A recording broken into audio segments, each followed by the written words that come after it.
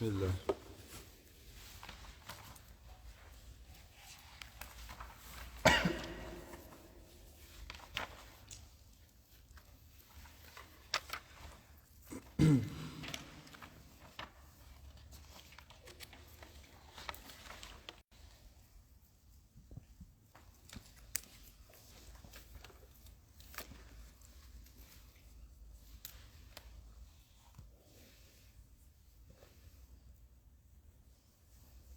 Vous pouvez avancer. Mettez-vous, comme on avait dit, de manière plus organisée. Attends, décale-toi. Avance. Ibrahim, décale-toi un tout petit peu. Avance encore. Et mettez-vous sur la même ligne. Tu peux avancer Saphir derrière. C'est Saphir, toi, hein? Ouais. Saphir. Comme ça, on est un peu organisé. أعوذ بالله من الشيطان الرجيم بسم الله الرحمن الرحيم الحمد لله رب العالمين وبه نستعين والصلاة والسلام على سيدنا رسول الله وعلى آله وصحبه ومن والاه اللهم صل على سيدنا محمد وعلى آل سيدنا محمد كما صليت على سيدنا إبراهيم وعلى آل سيدنا إبراهيم اللهم بارك على سيدنا محمد وعلى آل سيدنا محمد كما باركت على سيدنا إبراهيم وعلى آل سيدنا إبراهيم في العالمين إنك حميد مجيد وصل على سيدنا محمد وعلى أزواجه وذرياته كما صليت على سيدنا إبراهيم وبارك على سيدنا محمد وعلى أزواجه وذرياته كما باركت على سيدنا إبراهيم في العالمين إنك حميد مجيد وصل على سيدنا محمد كما يليق بجلاله عندك يا رب العالمين اللهم علمنا ما ينفعنا وانفعنا بما علمتنا وزدنا علما مباركا يا رب العالمين اللهم إنا نسألك العلم والإيمان والعمل اللهم إنا نسألك علما نافعا ورزقا طيبا وعملا متقبلا يا رب العالمين وصلي وسلم وبارك على سيدنا محمد وعلى آله وصحبه أجمعين سبحان ربك رب العزة عما يصفون وسلام على المرسلين والحمد لله رب العالمين. Donc on reprend à la page 49, une page juste avant. Et la dernière chose que nous avons vue, donc on poursuit, je dis, la lecture commentée du livre Ayyuha al-Walad, lettre aux disciples de l'imam al-Ghazali, rahimahullah ta'ala wa radi'an. L'imam al-Ghazali, donc, qui est un de ces grands savants dans les sciences extérieures et dans les sciences également spirituelles. Il est décédé en 505, au début du 6e siècle. Il écrit ce livre, Lettre aux disciples, Ayyuha al-Walad, pour répondre à la question de l'un de ses étudiants qui était lui-même devenu un savant, qui a étudié pendant un certain moment auprès de lui et qui ensuite lui dit « Je voudrais que tu m'indiques les sciences parmi toutes celles que j'ai apprises qui me seront utiles dans l'au-delà. » après la mort dans ma tombe, afin que je puisse m'y accrocher. Et donc l'imam al-Ghazali, pour répondre à cette question, lui a écrit cette lettre-là, que nous sommes en train de lire. Et donc la dernière chose que nous avons vue, c'est que l'imam al-Ghazali, rahimahullah ta'ala wa radiya anhu, dit que chaque personne qui veut cheminer vers Allah subhanahu wa ta'ala a besoin d'une personne qui lui montre la voie, à savoir un maître qui va être à la fois un guide, un murshid, et qui est en même temps un éducateur, murabbi. C'est une nécessité. C'est une nécessité. Est-ce que c'est une obligation? Non, ce n'est pas une obligation. L'obligation, c'est la chose qui, si on l'a fait, on est récompensé, et si on ne la fait pas, on est sanctionné. Ce n'est pas une obligation. Mais sur le chemin qui mène à Allah subhanahu wa ta'ala, c'est la méthodologie un petit peu donc à adopter. Et très rapidement, on a vu que donc il nous a expliqué 4 choses. Il a expliqué que pour cheminer vers Allah, il y a besoin forcément d'avoir un maître, un cheikh. Deuxièmement, il faut lui porter un respect au particulier. Troisièmement, il faut délaisser les mauvaises fréquentations. Et quatrièmement, il faut préférer la pauvreté à la richesse.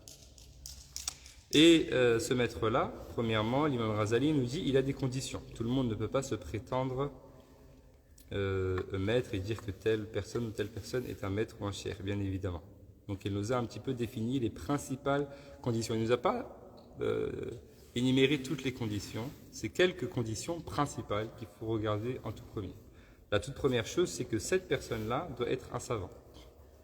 C'est la première condition. Si ce n'est pas un savant, il ne peut pas être un maître. Ça, c'est la première condition. Tous les savants ne sont pas des maîtres. Tous les savants ne sont pas des cheikhs. Mais tous les cheikhs véritables sont des savants. Donc ça ne va pas dans les deux sens. Donc ça, c'est la toute première chose à regarder. C'est une personne qui maîtrise les sciences religieuses. Je ne parle pas de savants dans la spiritualité. Je parle de savants dans les sciences extérieures, dans les sciences palpables. Le fiqh, le hadith, sur le fiqh, la langue et ces choses-là. Donc la première chose, c'est la science.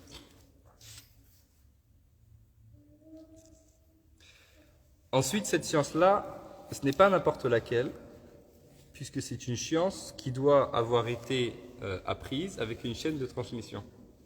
C'est-à-dire qu'il est nécessaire que ce cheikh-là, ce maître-là, se soit assis devant un autre maître, qui était lui-même un savant et qui lui a enseigné. Qui lui-même s'est assis devant un autre maître, qui lui-même s'est assis devant un autre maître, qui lui-même s'est assis devant un autre maître, et ainsi de suite. On traverse les siècles et on traverse les époques jusqu'au prophète sallallahu alayhi wa sallam. Donc ça aussi, c'est une condition. Donc une personne ne peut pas comme ça du jour au lendemain dire je prends des livres, j'étudie, c'est bon, maintenant je suis en capacité, je vais faire telle ou telle chose. Donc première chose, être un savant. Et ce savant-là, bien évidemment, donc il s'est assis devant une autre personne clairvoyante également, donc avec la chaîne continue jusqu'au prophète sallallahu alayhi wa sallam. Et ensuite, il y a encore d'autres conditions qu'il nous donne. Le fait que cette personne-là s'est entraînée à manger très peu, à parler très peu, à dormir peu, à faire beaucoup d'actes d'adoration, à prier beaucoup, à faire beaucoup d'aumônes, à jeûner fréquemment, etc. Et il nous dit, une fois, lorsque l'on trouve une personne comme ceci, il faut que cette personne nous accepte. Parce que parmi les signes également du maître, le fait qu'il y a cette crainte un peu de prendre les champs sous son aile, n'est-ce pas? Comment dire? Une personne qui, dans le dunya, c'est quelque chose qu'on trouve dans le dunya, quand vous voyez une personne qui aime que les gens viennent vers elle, ou vers lui, une personne qui aime que les gens viennent vers elle, ça peut être problématique. Parce que la base, c'est le contraire. On a peur d'être jugé, on a peur de mal faire les choses, on a peur de telle ou telle chose, etc. etc. C'est vrai pour tout. C'est vrai pour l'enseignement, c'est vrai pour l'imama, c'est vrai pour la prédication, c'est vrai pour l'éducation, etc. Okay? Donc la base, c'est pas d'attirer les gens vers moi. Et la base, c'est plutôt m'éloigner de tout problème. C'est pourquoi le prophète sallam il dit, lorsqu'une personne demande la responsabilité, ne lui donnez pas, et donnez-la plutôt à la personne qui ne la demande pas, mais qui a les capacités. C'est vrai même sur le plan politique. La personne qui demande la responsabilité, qui demande le pouvoir, qui demande à guider, on ne lui donne pas cette responsabilité. Par contre, la personne qui fuit cette responsabilité, mais qui a les capacités, alors on lui met cette responsabilité sur le dos. Okay. Quand Léon Larger, il dit en première condition le fait d'être savant. Est-ce qu'il y a eu un petit peu des critères qui ont été donnés de qu'est-ce qu'un savant? À partir de quel moment cette personne est un savant et pas... À partir du moment où la personne s'est assise devant un autre savant, qu'il a étudié, la science profonde, et que celui-ci lui donne l'autorisation de transmettre. Ce qui fait foi, c'est l'ijaza, mais une ijaza véritable. Okay, sur le plan traditionnel, c'est ça qui fait foi. D'abord, c'est sa science qui le confirme. C'est une personne, lorsqu'elle parle, on sent l'odeur de la science. C'est d'abord sa science qui le confirme. Et ensuite, bien évidemment, il y a ce sanad, cette chaîne de transmission véritable. Mais la chaîne de transmission, elle n'est valable que si la science est véritablement présente. Si je prends une ijaza, je prends un sanad, mais que je ne maîtrise pas les choses, etc., elle ne me sert à rien. C'est pas elle ne me sert à rien, mais en tout cas, son importance est limitée. C'est clair? Donc, l'imam al-Ghazali, il nous dit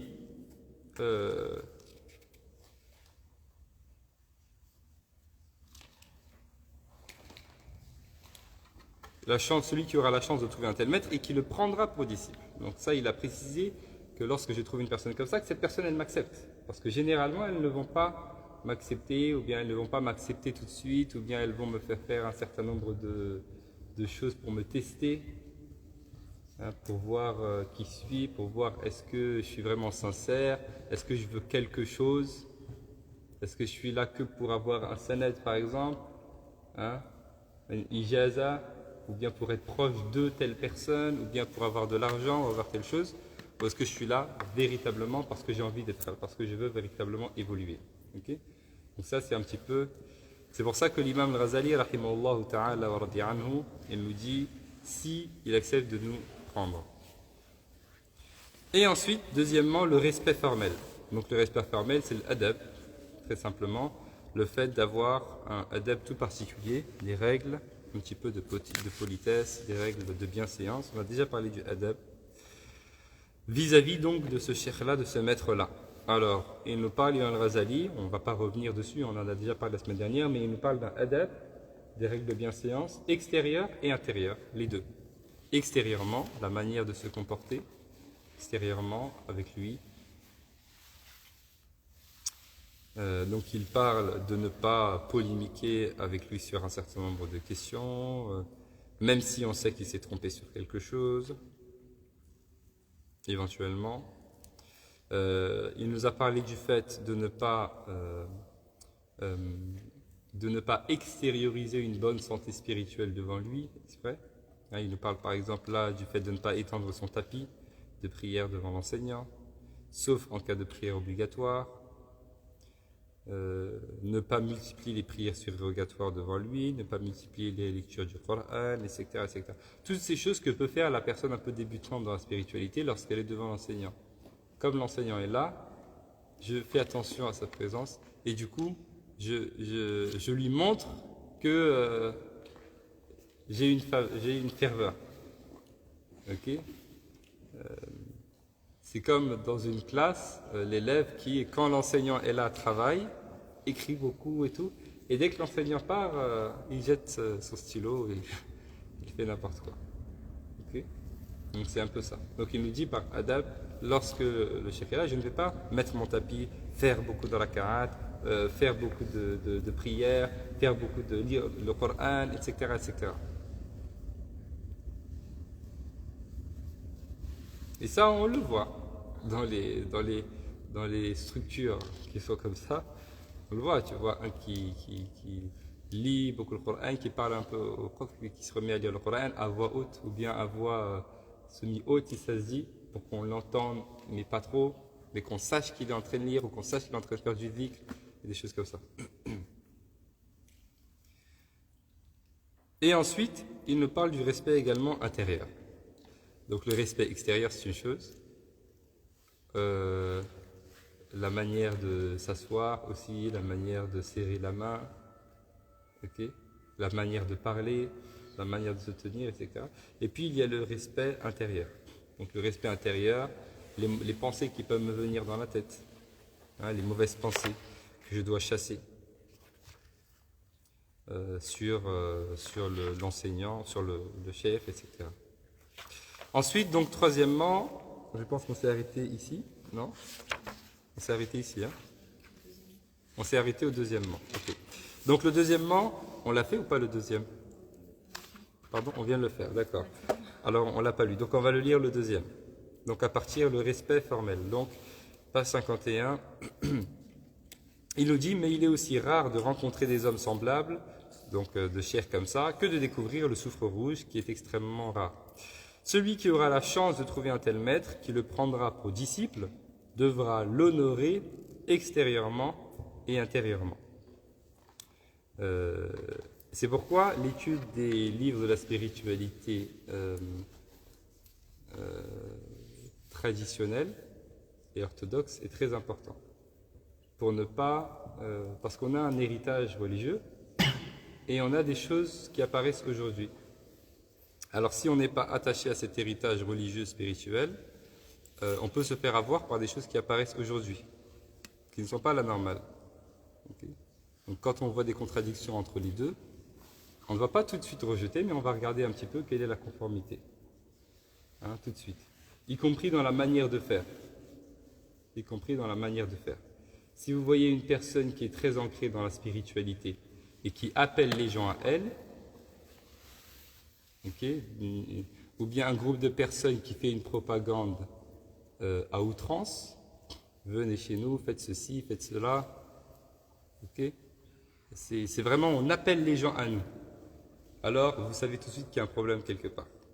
Okay, j'ai reçu avant-hier, je crois, ou hier, avant-hier, un message d'une personne, un cher, entre guillemets, de la spiritualité, qui se prétendait descendant du prophète sallallahu.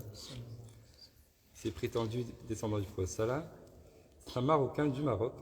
Alors quand vous voyez son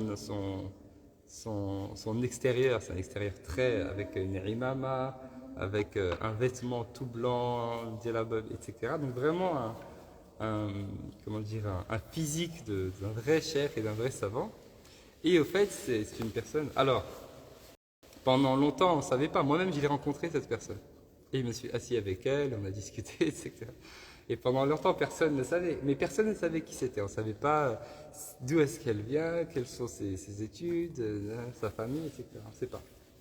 Mais il y avait des soupçons comme ça à droite et à gauche. Et maintenant, on voit qu'en fait, c'est une personne qui était imposteur. Et c'était vraiment, c'est vraiment ce type de personne qui appelle les gens. Avec un groupe de personnes avec lui. Il n'est pas tout seul. Des gens qui le suivent et qui font cette propagande un peu à outrance, partout. Et ça, c'est problématique. Ça peut pas faire partie de l'ADN de Tasawwuf. Okay? Parce que l'ADN du Tasawwuf, c'est le contraire. C'est vraiment le contraire. Plus je m'éloigne, et c'est pas plus je m'éloigne, moins on en sait sur moi, mieux c'est. Et c'est vraiment comme ça. Là? Oui, c'est quoi votre question? Là? Le tasawwuf, c'est la spiritualité. Et oui, il y a des tariqa soufiyya, effectivement, c'est ça. Marhaba. Ça, c'est les Turcs qui pratiquent ça. On vient de Allah Salihin. Alors, il n'y a pas que les Turcs, c'est présent donc un peu partout dans le monde musulman. C'est vrai, c'est très développé en Turquie, mais pas uniquement. En Turquie, il y a pas mal de groupes. Mais ce n'est pas présent qu'uniquement qu'en Turquie, on le retrouve dans les autres pays musulmans aussi. Okay. Mais si la question si est-ce que c'est présent en Turquie, effectivement c'est présent en Turquie. Et les Turcs, je pense que la communauté turque elle fait partie de ceux qui sont restés le plus fidèles un petit peu à l'héritage et à l'éducation. Quand on voit même les jeunes Turcs, on voit qu'ils ne zigzaguent pas trop comme les autres. Ils ont une éducation qui est un peu stricte et c'est tant mieux, c'est une bonne chose. Donc voilà, j'insiste sur ce point-là, c'est très important parce que ce sont des choses qui se sont développées aujourd'hui. Donc aujourd'hui, c'est très très très très rare d'avoir quelque chose de vraiment véritable, tu vois, véritable, sincère et pas problématique sur tous les plans. Hein? Donc il dit le respect formel consiste à ne pas discuter les indications du maître et à éviter toute polémique sur quelque question que ce soit, même si le disciple sait que le maître se trompe. Donc le fait, lorsqu'il y a des consignes qui sont données, donc si je décide de prendre le chemin, c'est mon choix, et donc je vais mettre cela un petit peu en application. Et si je décide de ne pas suivre, donc je vais faire autre chose. Hein? Chacun est libre de faire ce qu'il veut. En tout cas, éviter les polémiques sur quoi que ce soit. Si ce sont des sujets à divergence, ce sont des sujets à divergence. Donc si je fais le choix de ne pas suivre cela, je vais autre part. Okay. Mais éviter toute polémique. Même si le disciple sait que le maître se trompe éventuellement. Parce qu'on peut expliciter le fait qu'il y a une erreur sans avoir besoin de créer une polémique. Et ensuite, il va nous parler par ailleurs de la manière justement de corriger une personne. Hein, comment est-ce que l'on corrige une personne? Il va nous en parler juste après, le fait de le faire en privé, etc. De sermonner une personne. Il ne devra pas non plus étendre son tapis de prière devant lui, sauf au moment d'une prière obligatoire. Donc ça, comme je l'ai dit tout à l'heure, ne pas vouloir faire semblant ou vouloir extérioriser une bonne santé spirituelle exprès devant le cheikh. Okay, en mettant la prière, en priant beaucoup devant lui, en lisant le Coran, en faisant beaucoup de dhikr, subhanallah, subhanallah, subhanallah, je lui parle, subhanallah, subhanallah, pour qu'il entende, etc. Mais, une fois celle-ci accomplie, le disciple ramassera son tapis en évitant de multiplier les prières surrogatoires en présence du maître. Il exécutera les ordres du maître dans la mesure de ses capacités et de ses possibilités. Bien évidemment, on ne parle pas d'actes de désobéissance. Parce qu'il y a des personnes, parfois, quand ils lisent cela, ils disent ne pas éviter la polémique, même si le maître se trompe, bien évidemment. Hein, la règle, elle ne change pas. La ta'ata li makhlouqin fi ma'siyati khaliq. Il faut mémoriser ça. La ta'ata li makhlouqin fi ma'siyati khaliq. La ta'a, c'est quoi? L'obéissance. La ta'ata li makhlouq. Le makhlouq, c'est quoi? La créature. La ta'ata li makhlouqin fi ma'siyati. Ma'siyah, c'est la désobéissance, le péché, la désobéissance. Fi ma'siyati khaliq. Khaliq, c'est le créateur. Donc, pas d'obéissance à la créature dans la désobéissance au créateur. Impossible. C'est clair? Donc, si je vois quelque chose qui est haram, impossible. Il y a forcément un problème, quelque part. Et on ne peut pas vouloir justifier le haram. Okay? Si vous voyez des personnes qui veulent justifier le haram, on ne peut pas l'accepter non plus. Il y a un problème quelque part. On peut le comprendre, mais on ne peut pas le justifier. On peut comprendre qu'une personne tombe dans quelque chose de haram. Okay? Il y a des causes. Mais on ne peut pas le justifier. Alors on ne va pas le justifier, et encore moins avec des choses de la spiritualité. Parce qu'il y a comme ça des groupes qui essaient de justifier des choses qui ne sont pas autorisées, qui le justifient par un haut degré spirituel, et choses comme ça. Non, on ne l'accepte pas. L'imam Ghazali nous l'a dit la dernière fois. Il a parlé de Shat, il dit, ces maîtres, même ces grands maîtres de la spiritualité, qui ont dit des choses parfois qu'on n'arrive pas à comprendre, on ne l'accepte pas. Hop. On ne rentre pas là-dedans. Ok, si vraiment c'était dans un état spirituel, etc., alors c'est pardonné, c'est entre eux et Allah. Mais nous, on ne l'accepte pas. Parce que, comme j'ai dit, al-fiqhu yahkum ala al-tasawwuf wa-sawfi la yahkum ala al-faqih. Ok, la jurisprudence domine la spiritualité. Et la spiritualité ne domine pas la jurisprudence. Hein? Qu'est-ce qu'on peut penser un petit peu de certains groupes où par exemple, ici, donc avec un prétendu chien, et en fait, il raconte un petit peu toutes et tous les... Excusez-moi. Je ne sais pas pourquoi je ne suis pas à l'aise là. Non? Hein? Il est tourné un petit peu, non? Poursuis. Et en fait, du coup, ici, le groupe s'installe, et puis, en fait, chacun raconte tour après tour un peu ses péchés pour, entre guillemets, se libérer. Ici, un peu c'est haram. Il n'est pas autorisé de raconter ses péchés. Même un cher. Même un cher, ça n'existe pas. Dans l'islam, on va pas se... Ça, c'est dans d'autres religions. On va se confesser. On ne va pas se confesser dans l'islam. On ne raconte pas ses péchés. C'est une chose qui n'est pas autorisée. Okay? Il y a même certains fuqaha qui ont autorisé, certains, je n'ai pas dit que c'est la normale, mais certains fuqaha qui ont autorisé de mentir lorsque c'est nécessaire pour ne pas raconter son péché. Okay.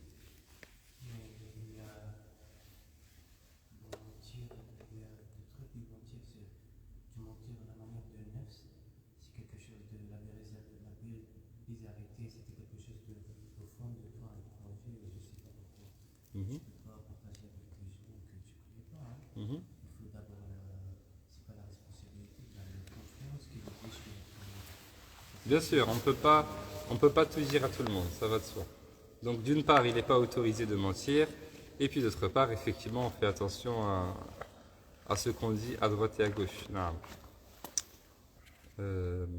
Il nous dit ensuite, donc, quant au respect intérieur ou intime, L'imam Ahmed Zarruq, rahimahullah ta'ala wa radi anhu, il fait partie de ceux qui ont été le plus un peu difficile avec ceux qui se disent de la spiritualité.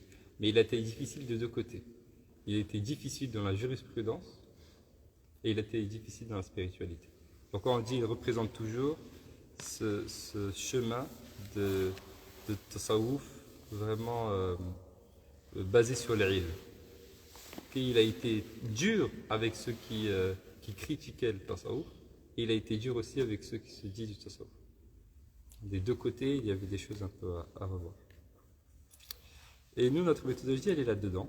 Pourquoi on enseigne de cette manière-là? Il dit quant au respect intérieur ou intime. Maintenant, qu'est-ce que ça veut dire? Ce adab à l'intérieur, batini. Quant au respect intérieur ou intime, il consiste à ne pas nier en son fort intérieur ce que l'on a entendu et accepter formellement du maître, qu'il s'agisse d'un acte ou d'une parole, afin de ne pas s'exposer à l'hypocrisie. C'est vrai intérieurement, c'est vrai extérieurement. Parfois, des personnes, ils viennent profiter d'un cheikh, par exemple, juste parce qu'ils savent qu'à la fin, par exemple, du cours, ils vont avoir une ijaza ou quelque chose comme ça. Et une fois qu'ils ont leur ijaza, ils ont eu ce qu'ils ont eu ce qu'ils veulent, ils partent. Et quand ils partent, ils commencent à parler sur le cheikh. Oui, il est comme ça, sa aqida, elle est comme ça, il a tel défaut, il dit tel avis, il dit ça, il dit ci. Okay? Donc ça s'appelle l'hypocrisie, très simplement. Okay? Et en faisant cela, la personne annule toutes les récompenses qu'elle a eues, malheureusement. Okay? Donc, et même quand on a quelque chose, il ne faut pas le garder à l'intérieur. Il faut le dire. Et ce n'est pas un problème de vouloir dire des choses et de ne pas avoir compris quelque chose ou de ne pas être d'accord avec quelque chose. Ce n'est pas un problème. Mais il y a une méthodologie. Hein, lorsqu'on a quelque chose d'étrange, okay, ben on pose la question, par exemple, plutôt que d'aller faire autre chose. J'ai vu certains qui venaient notamment au cours ici, et puis quand on a parlé d'un certain nombre de choses, on trouvait d'autres choses sur Internet. Alors ils ont arrêté de venir, mais ils ne se sont pas arrêtés à cela. Ils ont écrit aussi des choses. C'est rien, c'est juste une mouche. Ils ont écrit des choses sur la mosquée, sur le cours. Alors je dis, mais ah bon? C'est étrange. Donc quand on n'a pas compris quelque chose, ou qu'on trouve quelque chose d'autre que ce qu'on a appris, ben on va poser la question. Et ainsi, on va donner un peu plus de détails, puis la personne va dire « Ah, d'accord ». Mais si par contre on va chercher sur Internet, bah sur Internet, c'est pas sur Internet qu'on va trouver la science véritable.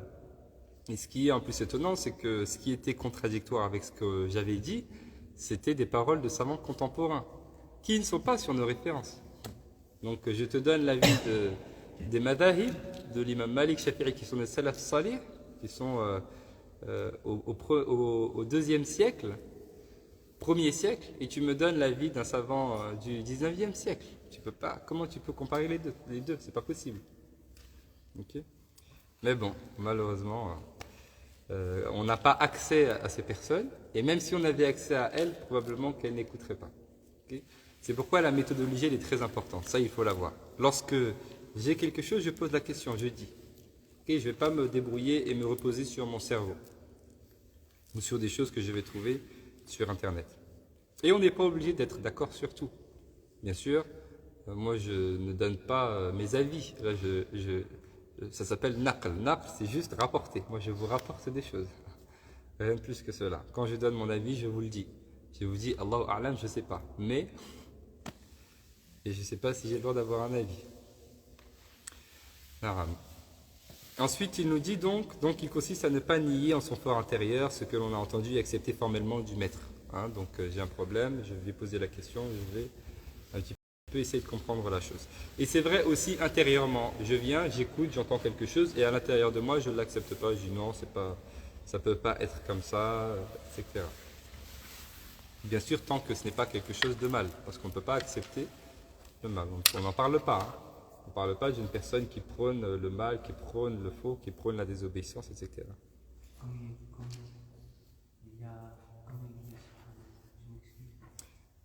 Si vous avez une question, marhaban. Vous avez une question? Alors on continue. Après, à la fin, Inch'Allah, vous allez me dire. Hafidakumullah.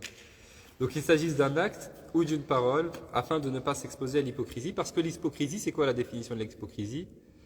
L'hypocrisie, c'est le fait d'extérioriser un état qui est contraire à mon état intérieur. Ok? Exemple, au temps du prophète sallam, les hypocrites. Au temps du prophète sallam, ils extériorisaient une bonne santé spirituelle, c'est-à-dire qu'ils prient avec les sahaba, ils jeûnent avec eux, ils vont en expédition avec eux, etc. Mais à l'intérieur, ils ne croient pas. Donc c'est l'inverse total de ce qu'ils ont extérieurement. Donc c'est ce qu'on appelle l'hypocrisie. Et ça, c'est l'hypocrisie dans la croyance, c'est l'hypocrisie majeure. Ensuite, il y a l'hypocrisie mineure, c'est l'hypocrisie dans les actes. Naram. C'était sur ça que je voulais poser la question. Je voulais savoir si quelqu'un, par exemple, qui commet des péchés et ben, il ne fait pas, il n'extériorise pas cela. Oui. Ben, lui, est-ce que ce qu'il fait, c'est de l'hypocrisie pure? Je n'ai pas compris. La personne fait des péchés, n'extériorise pas cela? Oui, c'est-à-dire ce qu'il fait à l'extérieur, c'est parce qu'il est au fond de lui en fait. Attention, il y a une différence entre le fait de faire des péchés et de faire des bonnes actions. Oui. C'est pas de ça qu'on parle. On ne parle pas d'une personne qui fait des péchés et fait des bonnes actions. On dit c'est une personne qui est hypocrite, non? C'est une personne qui fait des péchés et qui fait des bonnes actions, c'est une chose. Mais la personne qui a quelque chose à l'intérieur et qui dit le contraire de cela, ça c'est ce qu'on appelle l'hypocrisie. Il faut bien faire la différence entre les deux. Okay? Exemple, une personne qui vole en privé par exemple, et puis qui fait la prière. Donc elle fait du mal et elle fait du bien. Mais est-ce qu'elle va délaisser la prière parce qu'elle vole? Non, c'est pas ça. C'est clair? Par contre, la personne qui dit, par exemple, comme les hypocrites du prophète sallam par exemple, okay, qui font la prière, qui dit qu'ils croient, qui donnent la zakat, et à l'intérieur, mais la zakat, au fait, c'est n'importe quoi. C'est une obligation que l'autre, il veut nous imposer. Au fait, c'est-à-dire qu'il ne croit pas en cela. Non, il ne croit pas. Mais ça, c'est l'hypocrisie dans la croyance. Ensuite, il y a aussi l'hypocrisie dans les actes. C'est pareil. Ça veut dire qu'une personne, elle peut croire, mais avoir une part d'hypocrisie. Et il suffit pour avoir une part d'hypocrisie de mentir. Donc, c'est le fait de dire le contraire de ce qui est réel. Et il suffit pour avoir une part d'hypocrisie de ne pas remplir ses promesses. J'ai dit une chose et je ne le fais pas. Je fais le contraire. Okay? Tout ça, ça fait partie de l'hypocrisie aussi. Et fait partie de l'hypocrisie le fait, lorsque par exemple, je me dispute avec une personne, je n'accepte pas la vérité. À l'intérieur, je sais que c'est la vérité, mais à l'extérieur, je ne l'accepte pas. Okay? Donc tout ça, c'est en lien avec une contradiction qu'il y a entre l'extérieur et l'intérieur.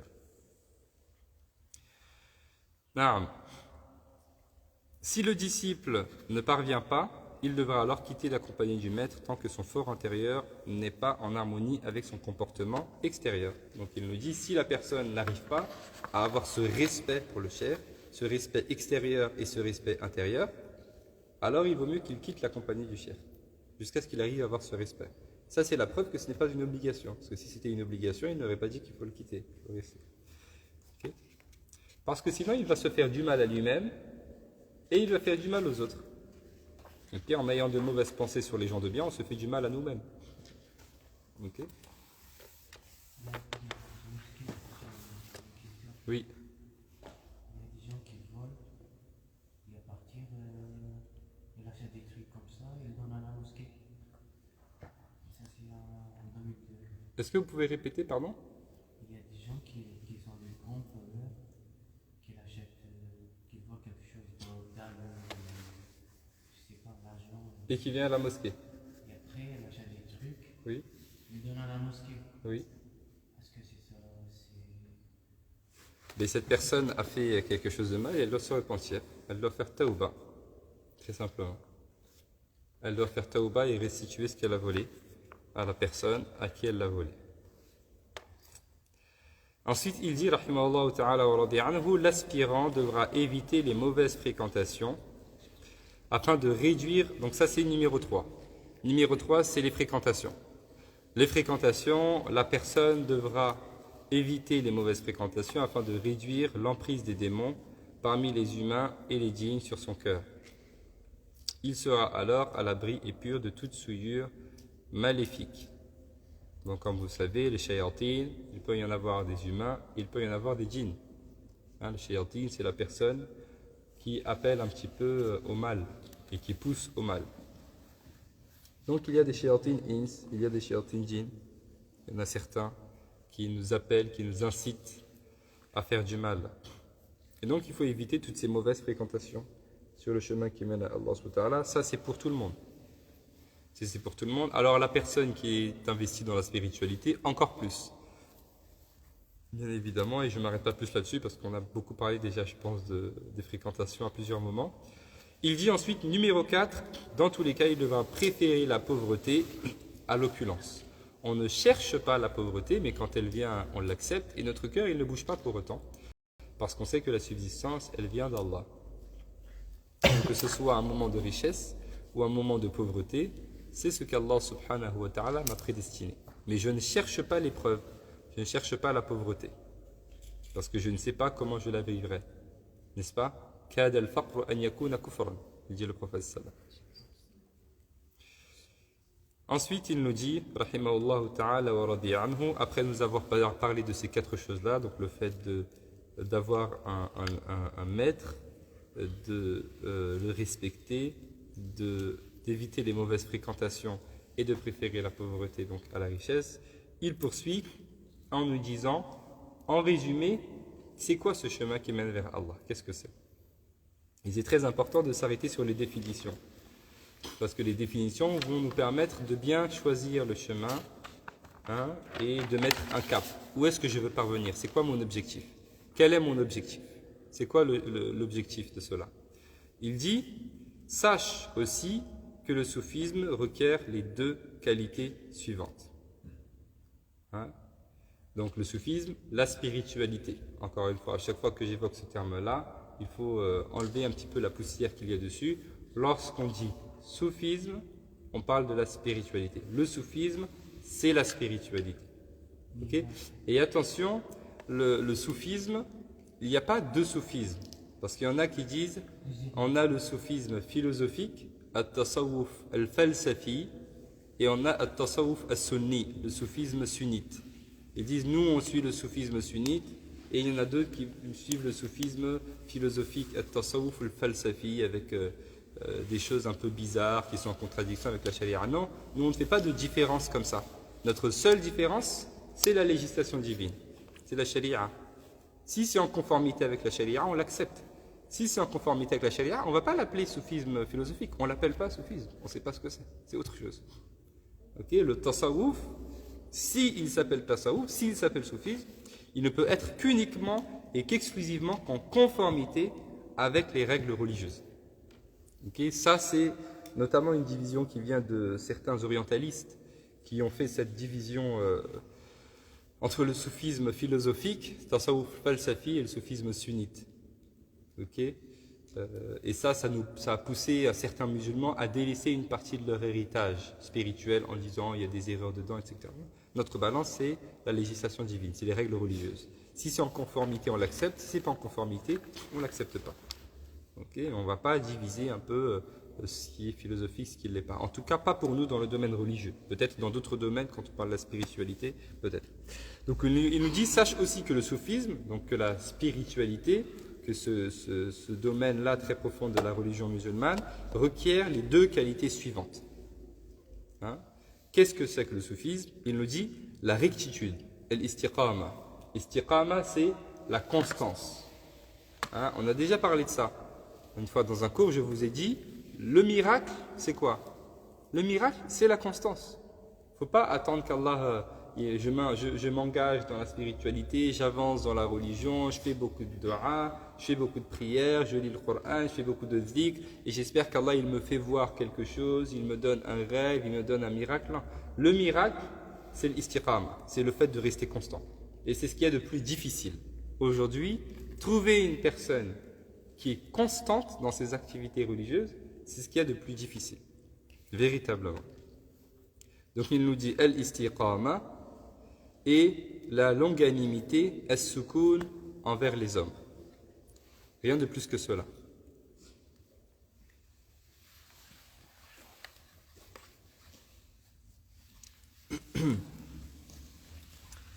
Naam. Qu'est-ce que c'est ça, sukoun ma'an nas?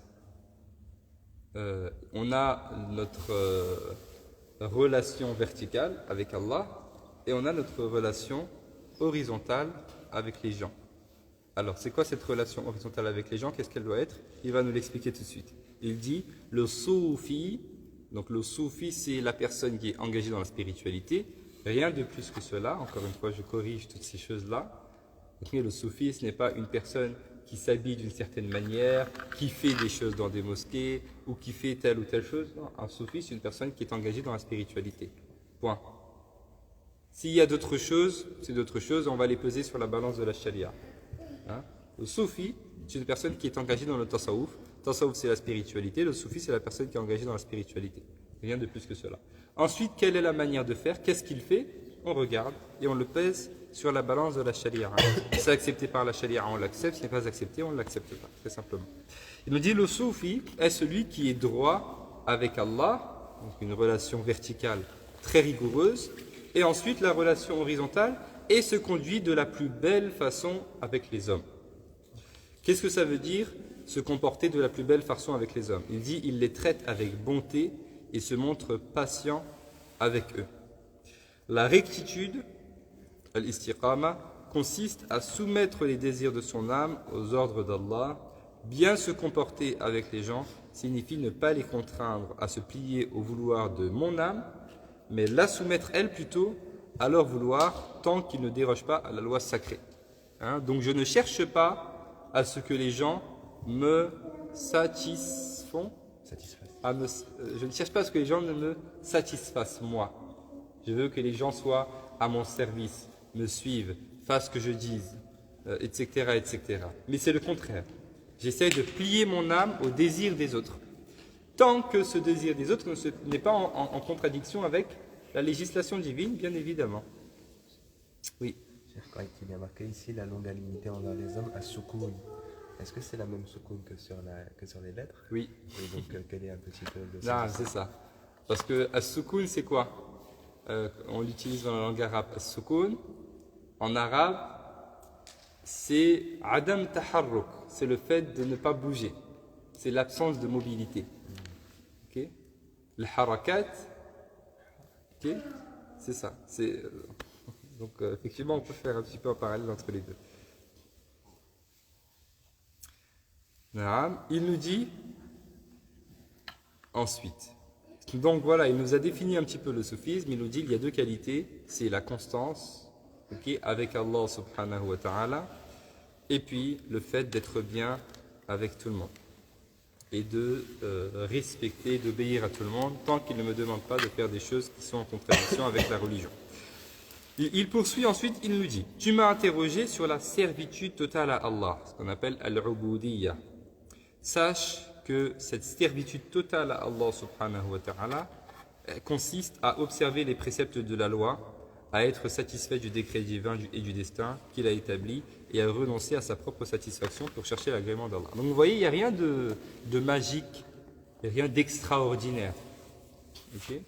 Comme on pourrait le lire ici et là. Non, il dit, l'ubudiyya, qu'est-ce que c'est? C'est le fait d'accomplir les obligations qu'Allah t'a données. C'est pas des choses qui sont bizarres, qui sont étranges, qui sont trop difficiles. Ben, c'est difficile déjà. Qu'est-ce que tu dois faire? Avance, continue, obéis à Allah. Les obligations qu'Allah t'a données, fais-les. Et les interdictions, les choses qu'Allah t'a interdites, ben, éloigne-toi de ça. Il n'y a pas d'autre chemin que cela. Tu ne vas pas arriver à Allah par un autre chemin que celui-ci, c'est ça. Obéis à Allah et délaisse les choses qui sont interdites.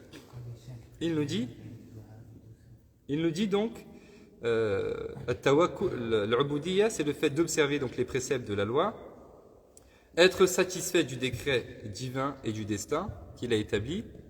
Hein, donc, quoi qu'il m'arrive, Comme il dit le prophète sallam, عجبا لأمر المؤمن إن أمره كله له خير وليس ذلك لأحد إلا للمؤمن. Il dit, sallallahu alayhi wa sallam, ce que l'affaire du croyant est étonnant, son affaire ne comporte pour lui que du bien. S'il est touché par une bonne chose, il remercie Allah, et c'est là pour lui une bonne chose.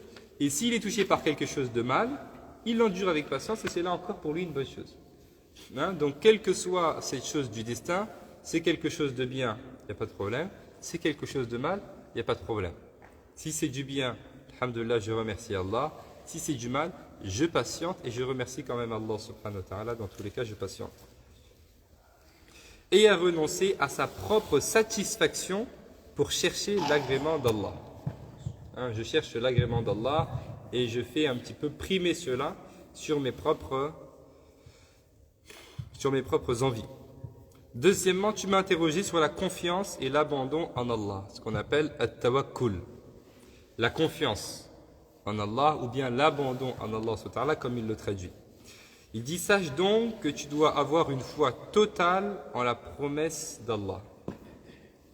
C'est-à-dire croire fermement que ce qu'il t'a destiné s'accomplira inéluctablement, quand bien même tous les êtres de la terre s'uniraient pour l'empêcher, et que ce qui ne t'a pas été destiné ne t'atteindra jamais, quand bien même l'univers entier t'aiderait pour te le faire parvenir. Aie confiance en Allah subhanahu wa ta'ala, aie confiance en la promesse d'Allah subhanahu wa ta'ala, en ce qui se fera. N'aie pas de doute là-dessus. C'est ça le tawakkul. اعلم أن الأمة لو اجتمعت على أن ينفعوك بشيء لم ينفعوك إلا بشيء قد كتبه الله لك وإن اجتمعوا على أن يضروك بشيء لم يضروك إلا بشيء قد كتبه الله عليك ورفعت الأقلام وجفت الصحف. Sache que si l'humanité entière se réunissait pour te faire du bien, ils ne pourraient te faire que le bien qu'Allah a déjà écrit pour toi.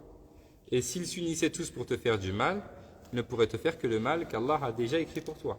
Accepte cela. Accepte cela. Si tout le monde s'unit pour te faire du bien, alors c'est Allah qui l'a voulu. Remercie Allah pour ce bien. Remercie les gens. Parce que la personne qui n'a pas remercié les gens n'a pas remercié Allah. Remercie les gens et remercie Allah pour ce bien. Et si il t'arrive un mal et que les gens s'unissent pour te faire du mal, accepte cela. Et aie conscience que c'est une épreuve qui vient d'Allah et qu'Allah te donne cette épreuve pour que tu patientes, que tu réussisses cette épreuve-là, et si tu l'as réussi, Allah te récompensera, et qu'à travers les épreuves, Allah te pardonne tes péchés, et que la grandeur également de la récompense va de pair avec la grandeur des épreuves. Il dit ensuite, troisièmement, al-ikhlas. Tu m'as interrogé sur la dévotion sincère. Al-ikhlas. C'est que les actions soient toutes exécutées pour Allah subhanahu wa ta'ala, que les louanges que les gens t'adressent ne réjouissent pas ton cœur de la même façon que leur blâme ne te préoccupe pas. Qu'est-ce que c'est que cette sincérité pour Allah? Ce ikhlas pour Allah subhanahu wa ta'ala. Qu'est-ce que c'est? Ce ikhlas et cette sincérité pour Allah subhanahu wa ta'ala.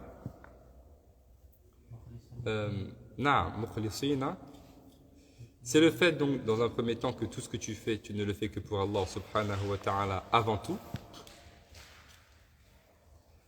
Et ensuite, si tu fais toutes ces choses pour Allah subhanahu wa ta'ala, alors que les gens te fassent des éloges ou que les gens te blâment, ça n'a absolument aucun impact sur toi. Aucun impact.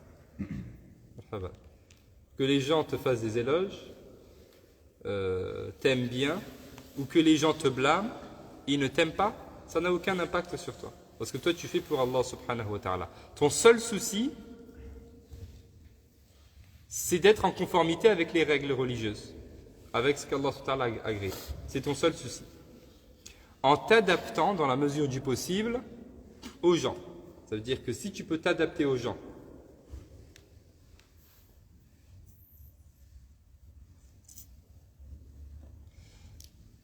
c'est-à-dire que si tu peux t'adapter aux gens, sans que cette adaptation ne te fasse tomber dans une chose interdite ou ne te fasse délaisser une chose obligatoire, alors tu dois t'adapter. Hein? C'est une nécessité.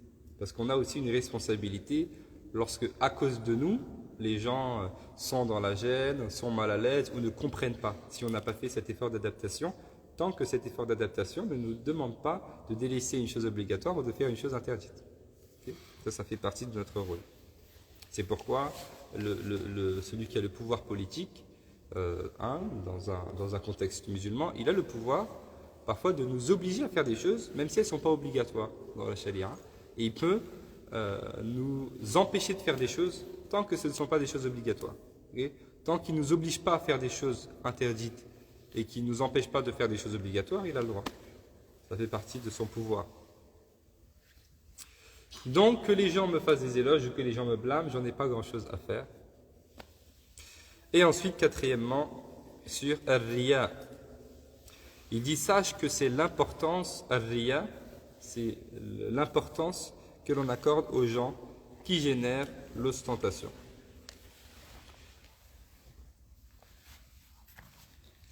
Lorsque je suis seul, je prie, mais lorsque je suis en compagnie des gens et que je sais que les gens me voient, je prie mieux.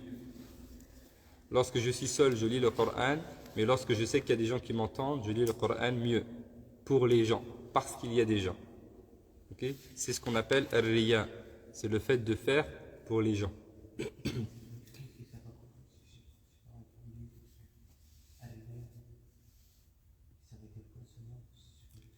Ar-Riya, c'est l'ostentation. L'ostentation, c'est le fait de faire les choses pour les gens, plutôt que de les faire pour Allah subhanahu wa ta'ala, pour satisfaire les gens ou pour se faire bien voir des gens.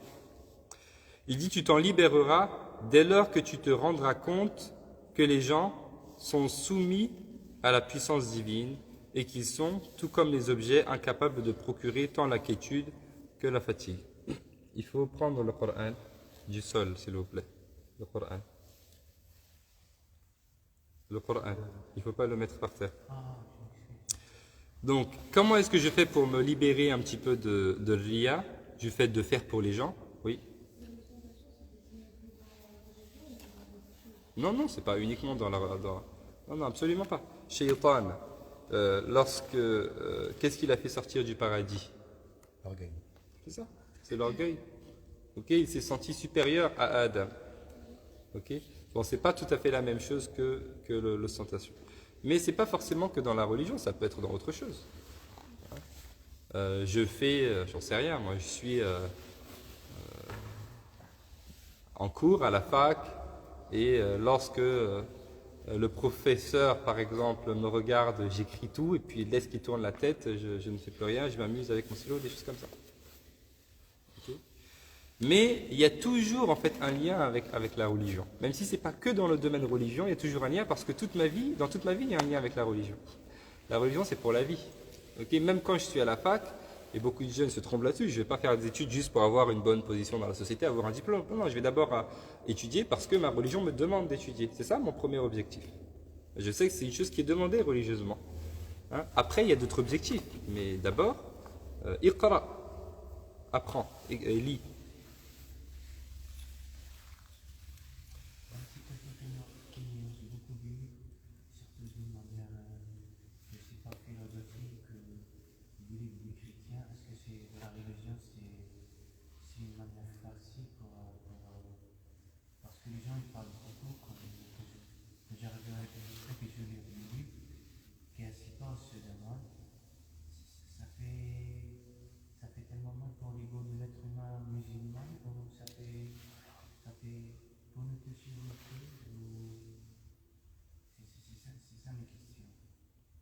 C'est pas un problème de lire n'importe quel livre, il n'y a pas de problème, vous pouvez lire.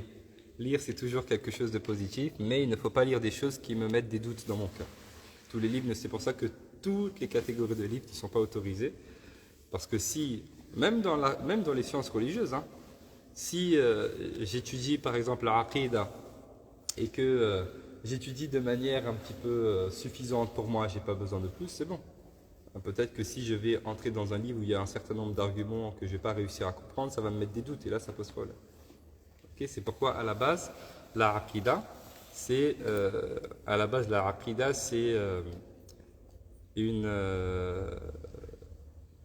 comment dire, c'est une Aqida, c'est quelque chose qui est général. Ok. On n'entre pas dans les détails. Si vous allez dans tous les livres qui sont, si vous allez dans tous les livres qui sont un petit peu des siècles premiers, hein, dans la Aqidah, vous allez voir que c'est une Aqidah qui est toujours générale. On n'entre pas dans les détails. Hein. On cite des versets, on cite des hadiths et on énumère des éléments de la Aqidah. On n'entre pas dans les détails. Hein, ces détails-là, ces explications, ils sont venus beaucoup plus tard. Okay. Donc, maintenant, il nous dit comment est-ce que l'on fait pour se détacher de l'riya, du fait de faire pour les gens. Eh bien, c'est très simplement en prenant conscience que les gens sont soumis à la puissance d'Allah subhanahu wa ta'ala et que les gens sont incapables de faire quoi que ce soit, ni de faire du bien, ni de faire de mal. Pourquoi est-ce que j'ai besoin de faire bien devant les gens? Est-ce que les gens vont m'apporter quelque chose? Les gens ne m'apportent strictement rien, ce sont des créatures et ils dépendent d'Allah. À partir du moment où je vais prendre conscience de cela, l'importance que je vais donner aux gens, l'importance que je vais donner à la présence des gens, va être moindre. Que je sois seul ou que je sois avec les gens, ça ne change pas. Comme dit le prophète sallam, ittaqillaha haythuma kunt. Crains pieusement Allah où que tu sois, entre guillemets, seul ou avec les gens, peu importe. Ton état ne doit pas changer. Donc ça nous demande en clair de faire beaucoup d'efforts.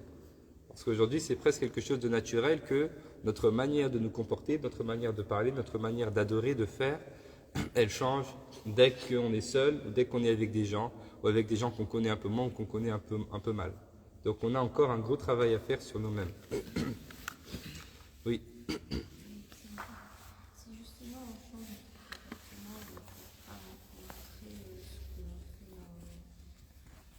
fait en fonction du comportement, est-ce que ça peut être dans le bien, tout comme dans cacher les choses secrètes? Je veux dire, comme par exemple, si maintenant, admettons, une personne est toujours habituée à faire beaucoup de dhikr après avoir prié, si maintenant on est en groupe et qu'après elle n'en fait plus justement pour pas qu'on la regarde, pour pas qu'on sache, est-ce que c'est mal de faire ainsi? On ne diminue pas le bien, on corrige ce qui a corrigé, mais on ne diminue pas le bien. Il ne faut pas diminuer le bien, sauf si c'est vraiment problématique. Donc, si j'ai l'habitude de faire du dhikr même quand il y a des gens, par exemple, je suis à la mosquée, après la prière, je reste. J'ai l'habitude de faire cela. La solution, c'est pas d'arrêter de le faire parce qu'il y a des gens, mais la solution, c'est de corriger mon intention, de manière à ce que je continue à le faire, mais que je considère de moins en moins les gens. Donc je ne diminue pas le bien. Si j'arrête de le faire, j'arrête une adoration de bien que je faisais. Non, il faut corriger mon intention. Ça va peut-être pas se faire en une fois, mais à chaque fois, il faut que je renouvelle mon intention, ce qu'on appelle tasihh an-niyya. Hein?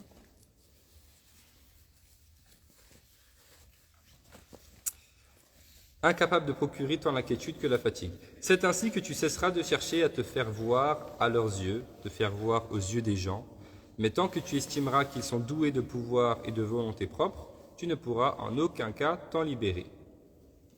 Hein, tant que tu n'arriveras pas à prendre conscience que les gens ne peuvent te faire ni bien ni mal, alors tu n'arriveras pas à te libérer de cette ostentation-là.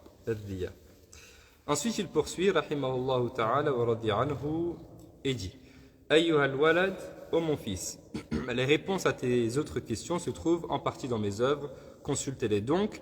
Quant aux autres, sache qu'il est illicite de les mettre par écrit, agis selon ce que tu sais, afin que te soit dévoilé ce que tu ignores.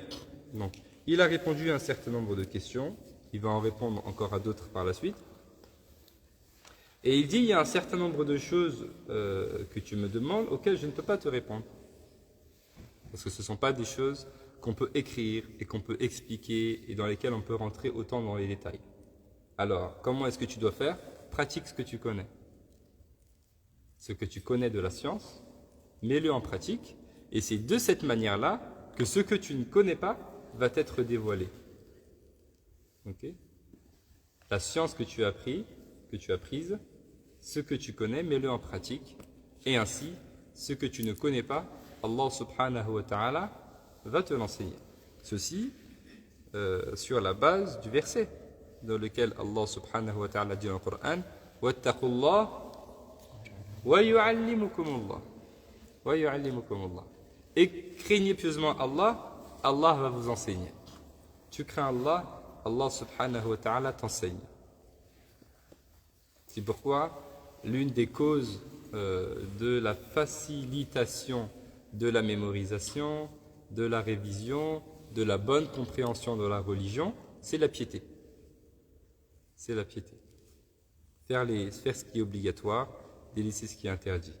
Faire ce qui est recommandé, délaisser ce qui est détestable.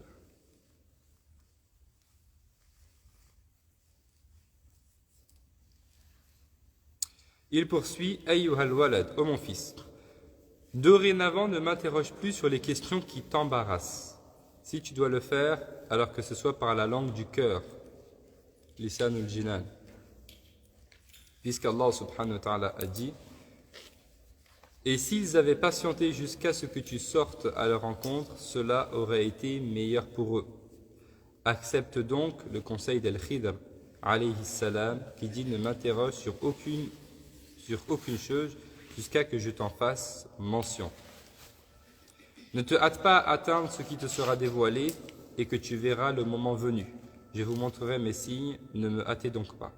Ne m'interroge pas non plus avant l'heure et sois sûr que tu n'atteindras le but qu'en cheminant sur la voie conformément à sa parole. N'ont-ils donc pas parcouru la terre pour voir? Et il ne faut pas être pressé sur le chemin qui mène à Allah subhanahu wa ta'ala et vouloir tout comprendre par l'explication des gens, des uns et des autres. Parce qu'il y a des choses auxquelles je ne pourrai parvenir qu'en avançant. Il y a des choses auxquelles je ne pourrai parvenir qu'en avançant. Okay. C'est pourquoi j'ai dit tout à l'heure, la piété, c'est une des conditions un petit peu et c'est l'un des moyens de la bonne compréhension. Okay. Donc il y a des choses qu'on peut t'expliquer, des choses que l'on peut essayer de te faire comprendre, etc. Et il y a d'autres choses qui vont dépendre de toi, de ton cheminement. Est-ce que tu mets en pratique ce que tu apprends? Est-ce que tu es sincère? Est-ce que tu fais l'effort d'être pieux? Et Allah subhanahu wa ta'ala va t'enseigner. Il y a des choses qui ne se disent pas. Ce sont des choses qui se comprennent. En les vivant et en avançant. Dans la note de bas de page pour Al-Khidr, ils expliquent que c'est un personnage immortel. Est-ce que la traduction est bonne ici? Enfin, est-ce que la note est bonne ou pas?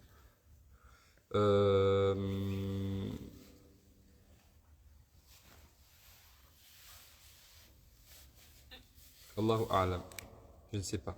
Je pense que soit c'est une faute de traduction, soit il existe un autre sens à ce terme-là.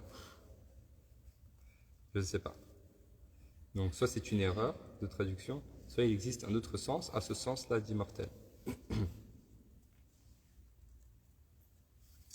Parce qu'il ne peut pas être immortel, et certains savants sont d'avis que c'est un prophète. Alayhi salam. Ensuite, il nous dit Ayyuhal walad, oui.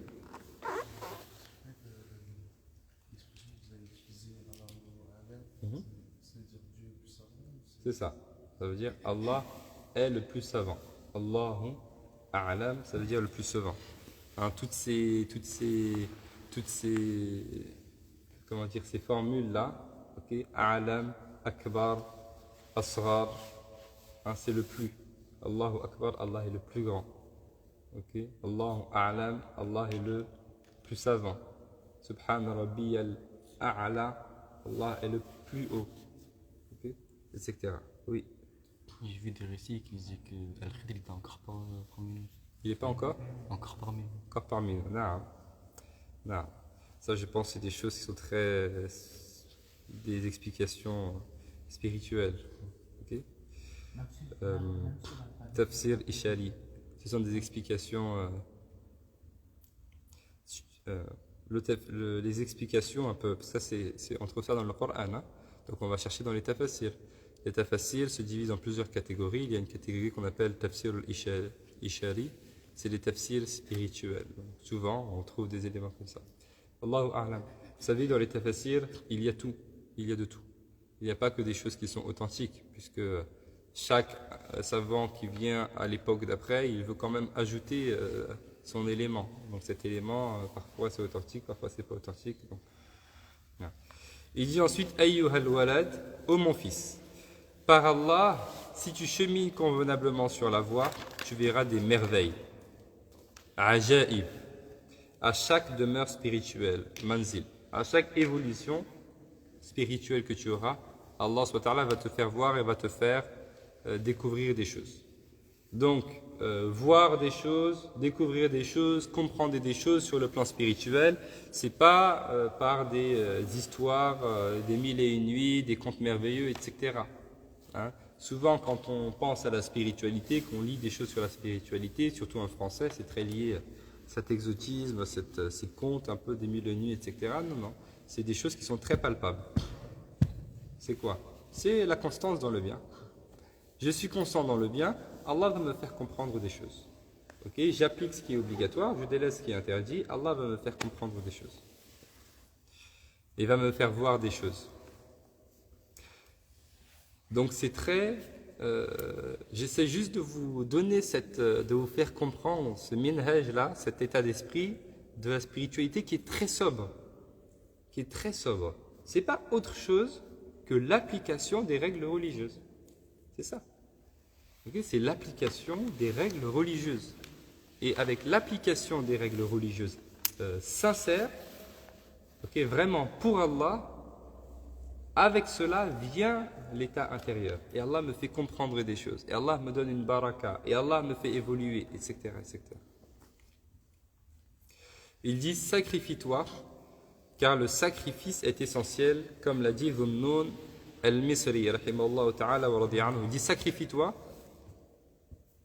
Et le cheminement, on ne peut un peu prendre le chemin que si on est conscient un petit peu des sacrifices qu'on va être amené à faire. Des sacrifices, y compris de sa propre personne. Ceux qui font des efforts dans nos sentiers, nous allons les guider.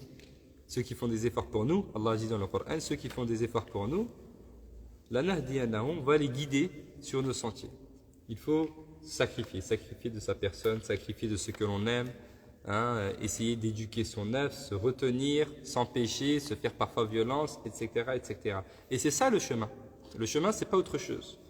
Le chemin de la spiritualité, ce n'est pas autre chose que cela. D'ailleurs, il nous le dit.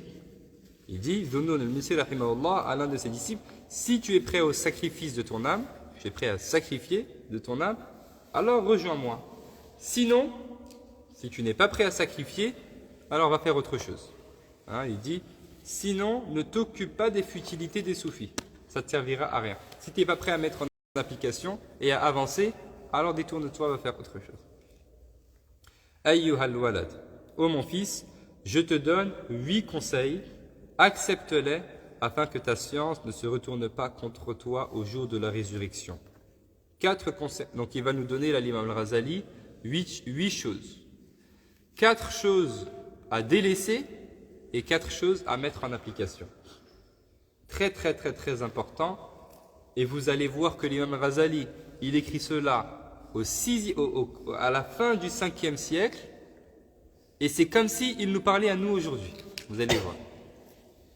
Vous allez voir ce qu'il va mentionner là, ce qu'il dit, c'est comme s'il avait regardé ce qui se passait aujourd'hui dans la communauté musulmane, et il nous dit voilà, il faut que vous fassiez ça. Et pourtant, il est au 4e, au 5e siècle avant. Okay, donc c'est pour vous dire que ce sont des choses qui sont permanentes, tout le temps. Donc 4 choses à mettre en application, 4 choses d'abord à délaisser, et ensuite 4 choses à mettre en application. Donc ça vraiment, notez-les, et l'objectif c'est de vraiment le vivre, c'est pas juste le connaître. Hein, c'est vraiment un manuel pratique.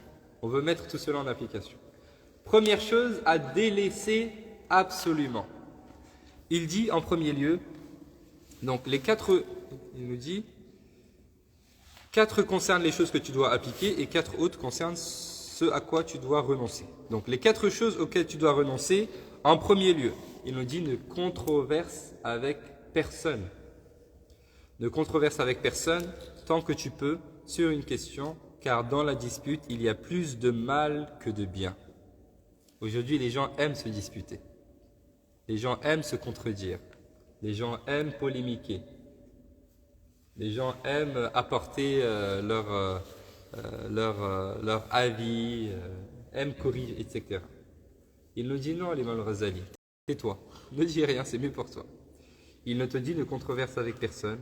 Et pourtant, l'imam al-Ghazali, il dit ça, alors que l'imam al-Ghazali, c'était le roi de ceux qui faisaient ça.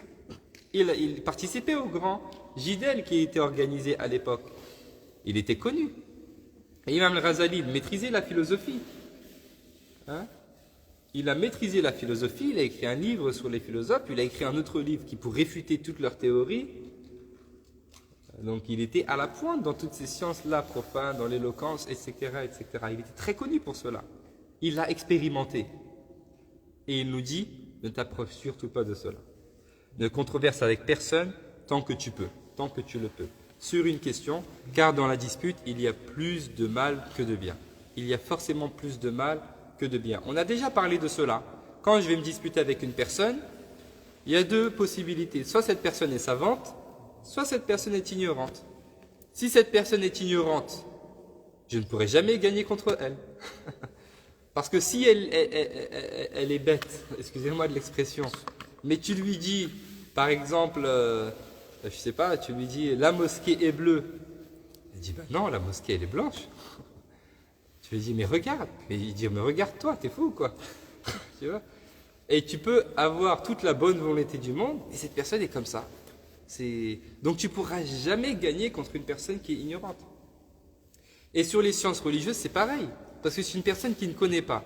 Toi, par exemple, si tu es spécialiste de la aqida, tu veux discuter avec cette personne sur la aqida. Elle n'a pas étudié. Elle connaît un peu des choses, mais de partout. Alors toi, tu vas lui parler avec une méthodologie dans la aqida. Elle n'a pas de méthodologie. Elle va te ramener une règle de fiqh, et une règle de hadith, et une règle. Elle va mélanger ça, elle dit voilà. Il n'y a pas de logique là-dedans. Donc, tu ne pourras jamais gagner contre un ignorant. Si tu polémiques avec un ignorant, tu seras toujours perdant. Parce qu'il aura toujours quelque chose à dire, qui ne vient de nulle part. Alors que toi, tu as une méthodologie. Donc, si c'est un ignorant, tu vas perdre. Et si c'est une personne savante, tu vas repartir frustré. Parce que si c'est une personne savante, et tu te disputes avec elle, tu vas être frustré.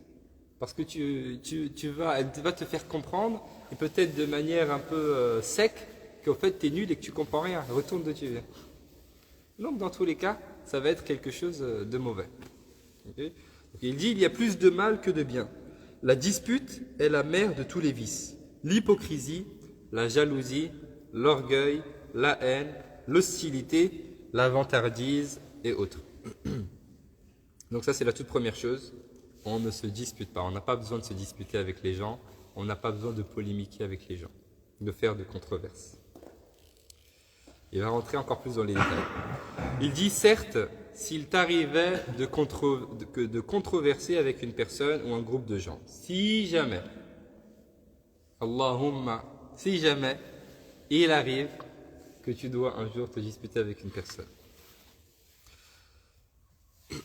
dans l'intention de faire apparaître la vérité, si vraiment tu dis que ton objectif dans cette discussion, c'est vraiment, tu ne veux pas débattre pour débattre, tu ne veux pas polémiquer pour polémiquer ou pour rabaisser cette personne, etc. Tu discutes vraiment pour la vérité, pour arriver à la vérité. Et on dit dans l'intention de faire apparaître la vérité pour qu'elle ne soit pas perdue. Alors, si c'est le cas, et que véritablement ton objectif de discuter avec cette personne, c'est pour que la vérité éclate, pour que la vérité soit un petit peu explicitée, dans ces cas-là, c'est bien, c'est une bonne chose, mais cette intention que tu as, le fait que tu fais cela pour Allah subhanahu wa ta'ala, elle est soumise à deux conditions. Si véritablement tu fais cela pour Allah, alors il y a deux conditions. La première, c'est que tu ne fasses pas de distinction entre la vérité que tu as découverte et celle que les autres ont découverte. Et l'imam Shafi'i, il a ce proverbe très connu.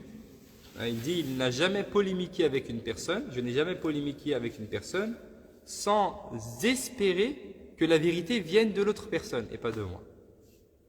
Okay? Il n'a jamais discuté avec une personne en espérant que la vérité vienne de l'autre. Donc que la vérité vienne de moi ou de l'autre, il n'y a pas de problème. Okay? Le contraire de beaucoup de disputes aujourd'hui. Quand je me dispute avec une personne, c'est pour la convaincre qu'elle a tort. Et la convaincre que c'est moi qui ai raison. Non, c'est le contraire. Je cherche, je dispute, je cherche. Et il est probable que cette personne a la vérité. Alors j'essaye de comprendre, mais je suis sincère, je cherche véritablement la vérité. Alors j'ai compris quelque chose, je l'explique, non c'est comme ça. Et il me dit non c'est comme ça. C'est clair? Donc première condition, que tu ne fasses pas de distinction entre la vérité que tu as découverte et celle que les autres ont découverte. Deuxièmement, que la confrontation ait lieu de préférence en privé et non en public. Ça aussi, c'est le contraire de ce qui se fait beaucoup aujourd'hui. Lorsque on dispute ou lorsqu'on veut un petit peu, on a quelque chose un petit peu à remettre en question, bien sûr, on le fait avec cette personne-là toujours en privé et pas en public. C'est vrai dans la vie de tous les jours, c'est vrai en virtuel. On ne va pas reprendre quelqu'un devant tout le monde en public. De même sur les réseaux sociaux, on ne va pas apostropher une personne comme ça devant tout le monde en faisant un tweet cité, ou bien en faisant un commentaire sous sa vidéo, ou bien sur YouTube, ou des choses comme ça. Non, je lui envoie. Si je suis sincère, subhanallah, c'est quand même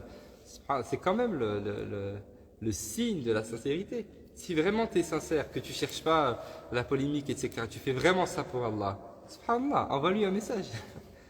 Envoie-lui un message, va le voir directement et parle avec lui. Hein? Plutôt que de l'apostropher en public. Et il y en a qui font pire que ça. Ils ne vont même pas commenter en public, ils vont faire de la médisance derrière. Donc ça, c'est pire encore. Donc, première condition, hein, si tu dis que ton objectif, c'est de le faire vraiment pour Allah, de chercher la vérité, dans ces cas-là, il y a deux choses. Premièrement, tu ne fais pas de distinction entre ta vérité et sa vérité, peu importe que la vérité, elle vienne de toi ou de lui. Et deuxièmement, tu le fais en privé et tu ne le fais pas en public. Il dit ensuite, écoute le conseil que je te donne. Poser des questions sur des choses difficiles, c'est très intéressant ce qu'il va dire, écoutez bien. Poser des questions sur des choses difficiles, c'est comme soumettre une maladie du cœur à un médecin. Okay? La réponse équivaut au diagnostic du médecin. La réponse va dépendre, ou bien est comparable au diagnostic du médecin. Les ignorants sont les malades et les savants sont les médecins. Il va développer cette comparaison. Il nous dit qu'on a des personnes qui sont ignorantes dans les disputes. Hein. On a des gens qui sont ignorantes et on a des gens qui sont savants.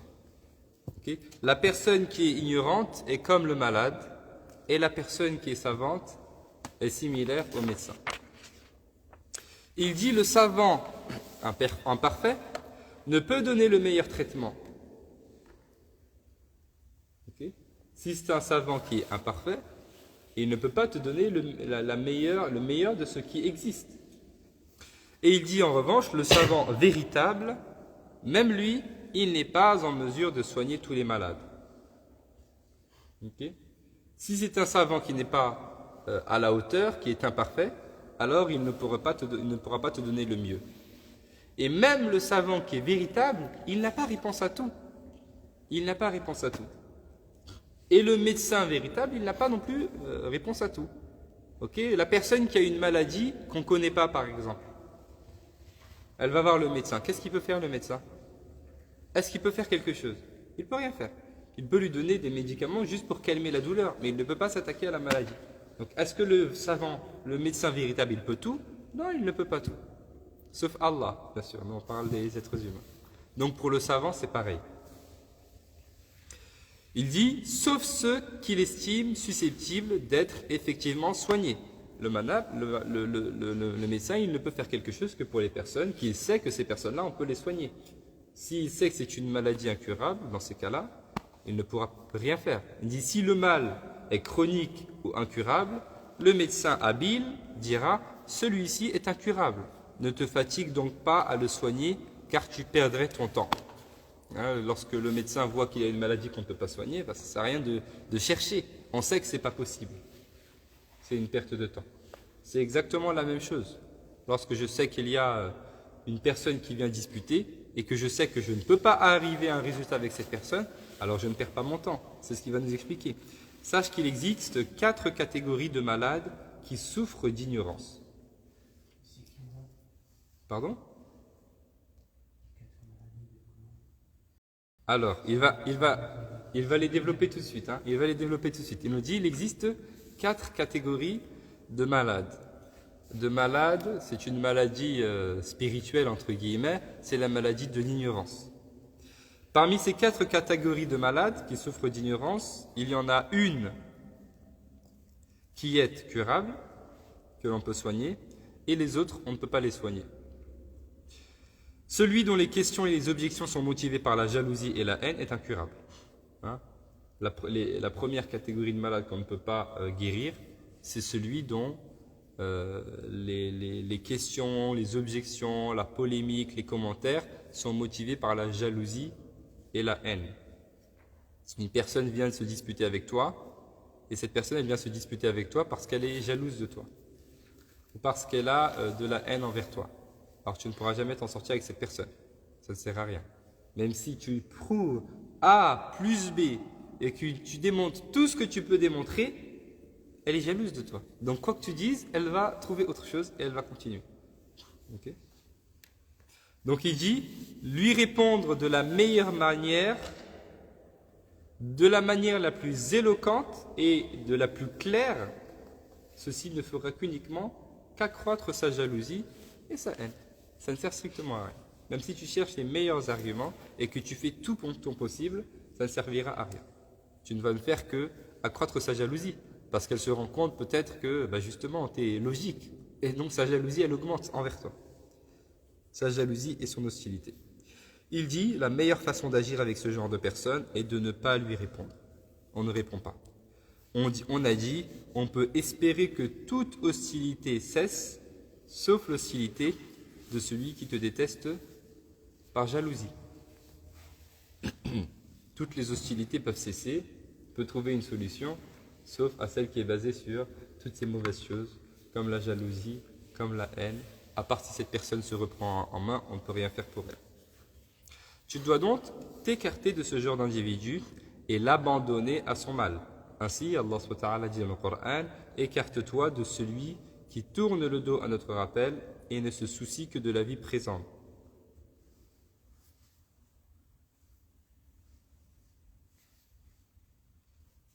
Les paroles et les actes de l'envieux ne font qu'incendier le fruit de ses œuvres, comme l'enseigne le prophète sallallahu alayhi wa sallam. La jalousie dévore les bonnes actions, comme le feu consume le bois. La personne qui est jalouse voit ses bonnes actions, c'est la mauvaise jalousie bien sûr, voit ses bonnes actions annulées, supprimées, hein, d'une manière tellement rapide qu'on compare cela au feu qui consume un petit peu le bois. Donc, lorsque j'ai une personne qui vient un petit peu m'apostropher, qui vient me poser toutes les questions, qui vient polémiquer, etc., et que je crois, a priori, que cette personne-là, il n'y a pas de choses fondées là-dedans et que ça ne sert à rien, alors il vaut mieux ne pas répondre. Pour ne pas perdre son temps et pour ne pas faire naître de mauvaises choses dans son cœur. Parce que forcément, quand on commence à se disputer avec une personne, on a le cœur qui commence à durcir, etc. Et puis on repart nous-mêmes frustrés, tristes, pas à l'aise, etc. Alors on se préserve. On sauve notre peau en s'éloignant de cette personne-là. L'autre catégorie de malades, atteint du mal de l'ignorance, comprend les sots. Donc, la deuxième catégorie de personnes qui sont malades un petit peu de l'ignorance, et que l'on ne peut pas guérir, c'est la personne qui est sotte. La sottise est un mal incurable. Isa, alayhi salam, Jésus, alayhi salam, disait « Je n'ai pas eu de mal à ressusciter les morts ». Vous savez que c'est l'un des miracles qu'Allah a donné à Isa, alayhi salam. Chaque prophète a été envoyé en excellant dans le domaine dans lequel sa communauté excellait. Donc la communauté de Isa alayhi salam excellait dans la médecine. Alors Allah leur a envoyé quelque chose à leur hauteur. Isa qui fait ressusciter les morts. Vous êtes fort dans la médecine, essayez de ressusciter les morts. On n'arrive pas. Isa alayhi salam il peut le faire. La communauté de Moussa alayhi salam c'était dans la magie.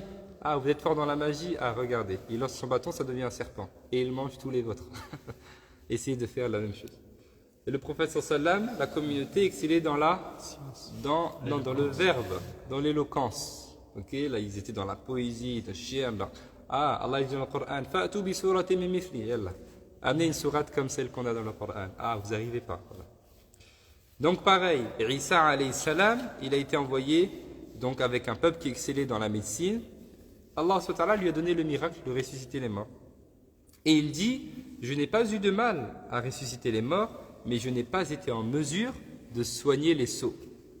C'est plus difficile, parce que c'est impossible. Donc ça, c'est la deuxième chose. Donc si la personne qui vient se disputer avec toi, c'est une personne qui a de la jalousie, etc., ça ne sert à rien de parler avec elle, tu ne pourras rien. Deuxièmement, si c'est une personne qui est sotte, ok, alors ça ne sert à rien, tu ne pourras rien non plus. Il dit le sot est l'individu qui étudie. Écoutez bien, parce que c'est ce qu'on a beaucoup aujourd'hui. C'est un individu qui étudie pendant un court moment. Il étudie pendant un temps assez court, qui apprend quelque chose des sciences rationnelles et des sciences religieuses, et qui, poussé par sa sottise, pose des questions et fait des objections au grand savant qui a passé sa vie à étudier ces sciences. Ça, c'est vraiment, vous voyez, je dis, l'imam Al-Ghazali, il écrit ça au IVe siècle. Comme s'il est présent aujourd'hui. Aujourd'hui, vous allez sur les réseaux sociaux, alhamdoulilah, il y a des grands chouyours qui font maintenant aussi des directs, qui font des cours en ligne, etc. Tu vois tu sais pas qui c'est, d'abord il a un nom anonyme, il a peut-être une photo de manga, je sais pas. Et subhanallah, il vient comme ça, il pose une question chère en lui manquant de respect dans la question. Tu dis, mais subhanallah, incroyable.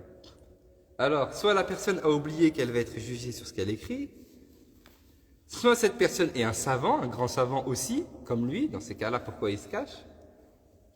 Soit c'est un sot qui a étudié un peu la religion ou qui a lu quelque chose sur internet, qui a vu que c'était pas pareil que ce qu'il disait le cheikh, et hop, il se sent pousser des ailes. Ok? Donc il nous dit le sot est l'individu qui étudie pendant un temps assez court, qui apprend quelque chose des sciences rationnelles et religieuses, et qui, poussé par sa sottise, pose des questions et fait des objections au grand savant qui a passé toute sa vie à étudier ces sciences religieuses.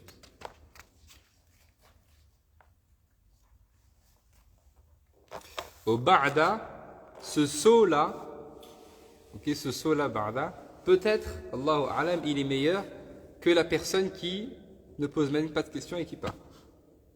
Parce que ce saut-là, Ba'da, on peut lui expliquer et corriger un petit peu son erreur. Mais la personne qui ne vient pas poser de questions et qui garde une idée dans sa tête et qui part, comment on va lui corriger ce qu'elle a dans la tête? Ce sot est un ignorant qui croit que ce qui est difficile pour lui l'est aussi pour le grand savant.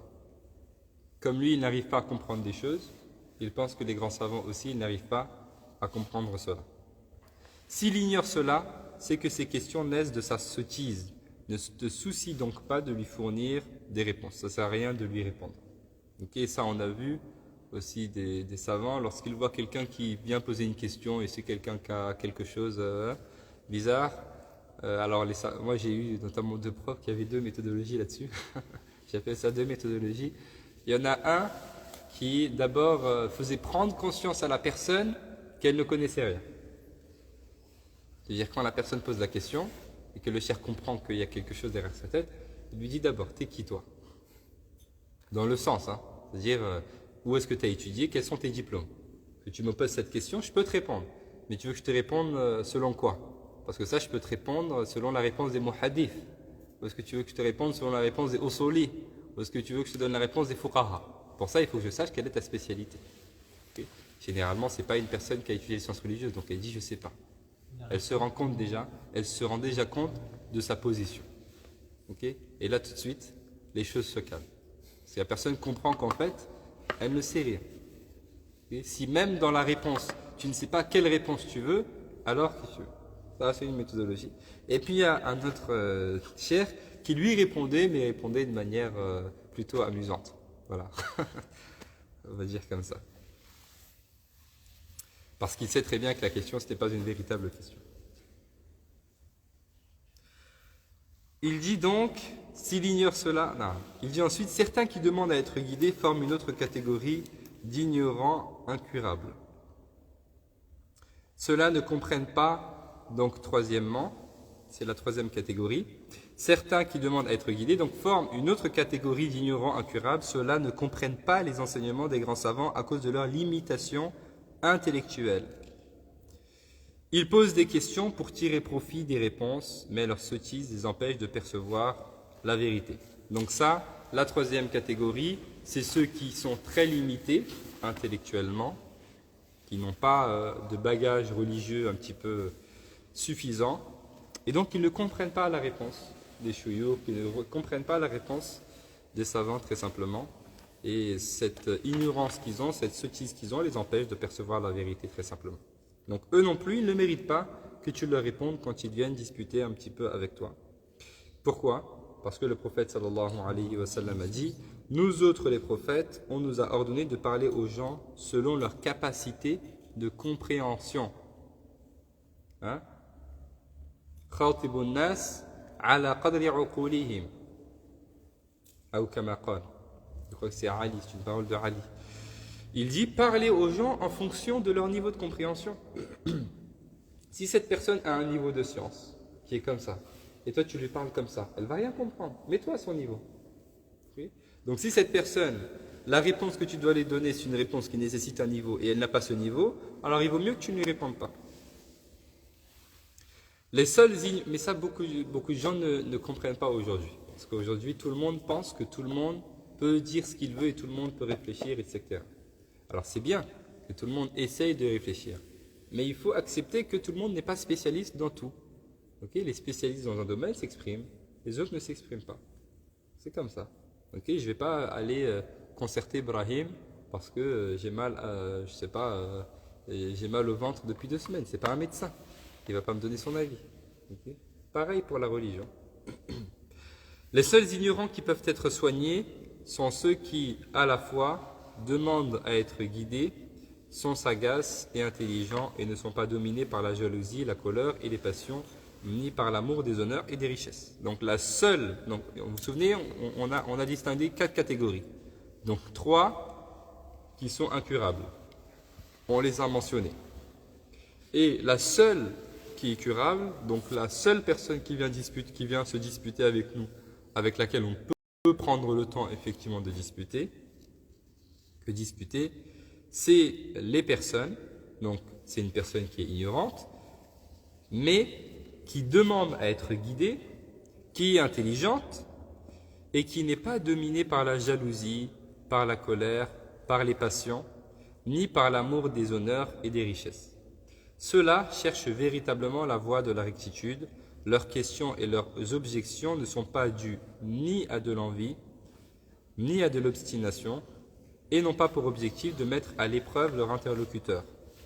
S'il y a des personnes qui posent des questions juste pour éprouver la personne, pour voir si elle connaît la réponse, si elle ne connaît pas la réponse, pour savoir si elle va répondre la même chose qu'on cherche, etc., etc. Ces individus sont curables, donc non seulement tu peux, mais tu dois leur répondre. Parce que tu dois les aider un petit peu à cheminer et à évoluer. Donc tout ça, juste pour ce premier conseil, il nous dit attention, ne controversez pas avec les gens, sauf si c'est une personne, effectivement, que vous voyez, c'est une personne qui est saine, qui veut vraiment comprendre. Oui. Juste une question concernant le troisième point. Vous avez dit des personnes qui sont limitées intellectuellement, qui n'arrivent pas à comprendre. Ça n'a rien à voir avec les personnes qui ne sont pas douées de raison. Non, ça n'a rien à voir avec la personne qui n'est pas douée de raison.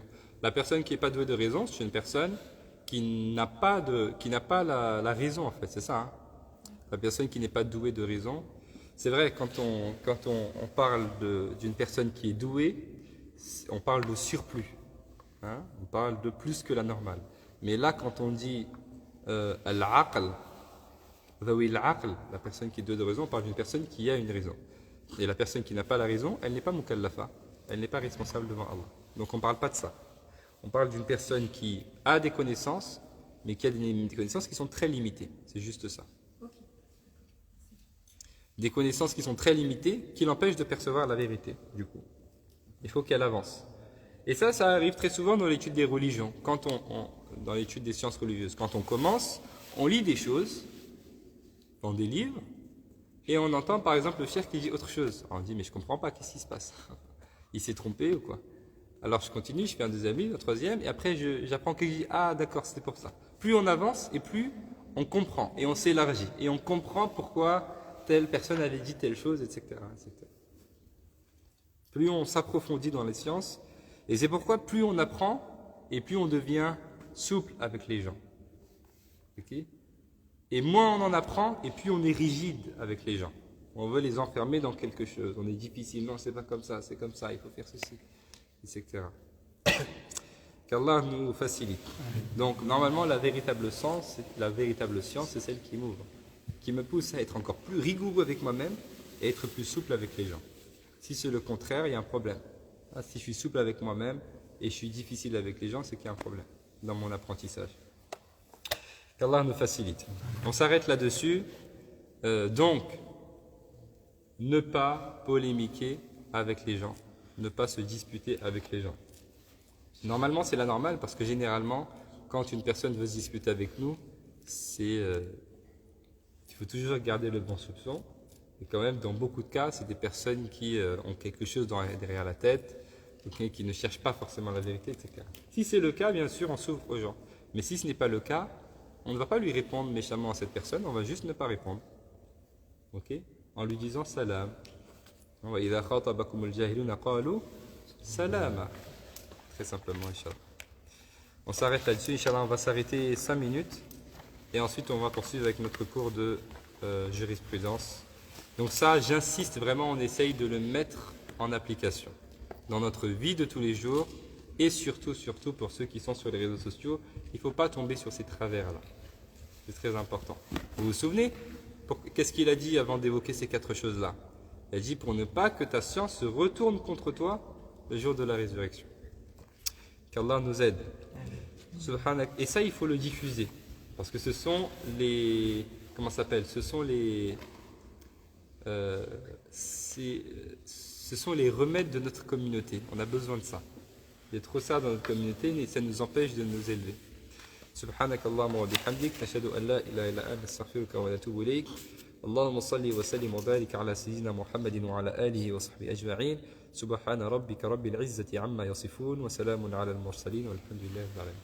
Alors, le week-end prochain, je pense qu'on fera pas court a priori, parce qu'on refait un séminaire sur les ablutions et la prière, samedi et dimanche, la 2e édition. Comme beaucoup n'avaient pas pu assister la dernière fois, on va le refaire puisque ça tombe en plein milieu des vacances, donc on va en profiter. Donc on ne fera pas ce cours dimanche prochain, donc on poursuit le dimanche d'après, Inch'Allah. Le dimanche d'après, il y a le prière, donc est-ce que les cours seront situés? Oui, on va quand même faire les cours parce que le prième, on peut le faire maintenant. Enfin, la nuit est très longue en fait. Le Risha sera à 18h, combien? Là, le Risha, il est à quelle heure? Là, il est à 20h. Donc, le Risha, il sera peut-être à 19h. Dans une semaine, il sera peut-être à 19h45, 19h40, 45. Ça descend de 1h en plus. Hein? Ça descend de 1h le 31 octobre. Quand? Le 31? Ouais. Ce sera encore une heure. Voilà, donc c'est pour ça que je dis voilà. Parce que j'avais vu, il sera à 18h45 à peu près le Risha. Donc, le prième dans 2 semaines, on fera les Risha à 18h45. À 19h, 19h15, on commence notre prière. Donc, si tu fais 19h30, 20h30, 21h30, 22h30, 23h30, tu as 4 heures déjà. On peut finir à 22h30, à 22h, 22h30, 23h. Il y a largement le temps.